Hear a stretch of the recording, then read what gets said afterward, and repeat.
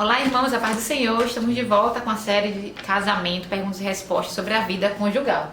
E temos aqui mais uma pergunta que foi feita no nosso jantar de casais. Isso. E a gente quer trazer a resposta para vocês hoje. Amém? Amém. Vou ler aqui. Em um lar onde desejamos ser referenciais para nossos parentes não cristãos, qual conselho vocês nos dariam? Que pergunta maravilhosa. Pergunta maravilhosa. Eu até cheguei a citar nos primeiros vídeos, né, que o nosso casamento é o maior ato de evangelismo, né? As pessoas olharem para o nosso casamento e verem o amor de Cristo com a igreja e desejarem servir a Deus. Então, essa pergunta aqui é maravilhosa. Exatamente. Como minha esposa citou em algum desses vídeos anteriores aí, ela falou sobre aquela comparação de que nosso casamento ele é uma sombra do casamento de Cristo com a igreja, né? Nosso casamento ele existe, Deus ele proporcionou o casamento aqui na Terra para que a gente pudesse refletir para o mundo, para a sociedade, como será o casamento de Cristo com a igreja. Então nosso casamento ele serve basicamente e principalmente para isso, né?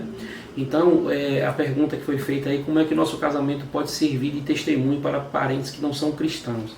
A verdade é que nós temos que ter um casamento segundo o padrão bíblico, né? De acordo com o que está escrito lá em Efésios 5, nós devemos levar em consideração na nossa vida cotidiana, no nosso dia a dia, como marido, como esposa, como é que nós devemos nos comportar no nosso relacionamento, né?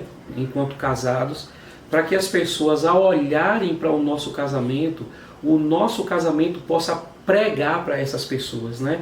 As pessoas elas possam, aquelas que tem muita gente que não vai numa igreja, tem muita gente que não quer ler uma Bíblia, mas as pessoas que não querem ir numa igreja e não querem uma Bíblia, não querem pegar uma Bíblia para ler, elas estão te observando. Com certeza. Ela está observando o seu testemunho. Nós somos cartas vivas, não é isso? Somos as cartas vivas, como diz o apóstolo Paulo. E quero trazer para você um dado importante do que o IBGE fala. O IBGE traz um dado de que hoje no Brasil 2,9% da população, hoje não, esse dado já deve ser outro, é óbvio, mas eu acho que está no censo do ano de 2010, 2011, se não me falha a memória, é que 2,9% da população brasileira se dizem evangélicos não praticantes. Falam que são evangélicos, mas não são praticantes.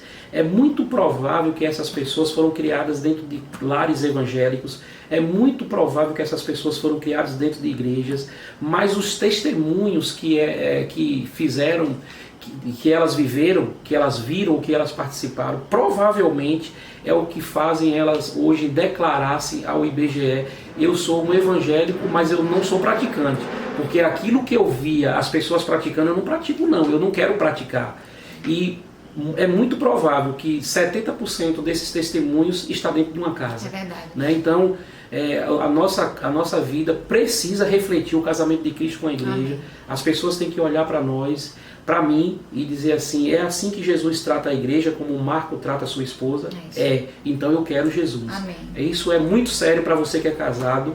Entenda que o seu casamento é uma sombra de Cristo com a igreja e você carrega sobre os seus ombros o peso dessa responsabilidade de refletir esse casamento maravilhoso. Amém. E nós vimos também há um tempo atrás alguns dados que revelam que a maioria das pessoas que se convertem, elas se convertem porque de testemunho. Elas se convertem, são pessoas mais próximas, né? Sim. São pessoas, amigos, se convertem porque são amigos de cristãos ou parentes de cristãos. Sempre é alguma linha, um grau de amizade ou de convivência, digamos assim. Então isso significa que é o testemunho dos cristãos que estão realmente evangelizando. Com certeza. Então algo muito, muito importante sobre esse conselho que ela perguntaram aqui pra gente, é você também estar próximo dos seus parentes. Porque muitas vezes as pessoas entram pra igreja, elas se afastam como se não, agora eu sou santo demais e não posso andar com o meu parente. E a gente sabe que Jesus ele andou por vários locais com várias pessoas, só que ele não se contaminava pelos locais que ele andava, né? Ele não se deixava contaminar.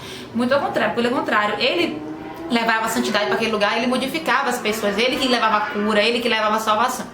Então assim, amados, não se afastar dos parentes, é um conselho que a gente dá, porque as pessoas precisam nos ver para ter esse testemunho, elas não podem, sem nos ver, ter um testemunho, sabe? E muitas vezes as famílias, elas criam até um tipo de ranço de igreja, do cristianismo, porque vê o seu parente se converter e se tornar chato. né? Some, não pode falar, não recebe mais uma ligação, não convida mais para aquele parente ímpio ir em casa. Então isso é algo que acontece muito, que as pessoas acabam se afastando de Deus porque de um mau testemunho, né? Porque isso não deixa de ser um mau testemunho. Então a resposta a essa pergunta é: tenha um bom testemunho, né? Principalmente com os da sua casa, para que o seu casamento e a sua família possa ser uma boa influência para levar pessoas ao Senhor. Amém. Glória a Deus. Até o próximo vídeo. Deixe seu like, ative as notificações, compartilhe. Amém? Nós queremos ver vocês interagirem conosco. Acione o sininho. E estamos querendo também, já programando para fazer uma live, que aí vocês podem interagir assim ao vivo. Vai ser muito legal. Deus abençoe vocês. Um beijo.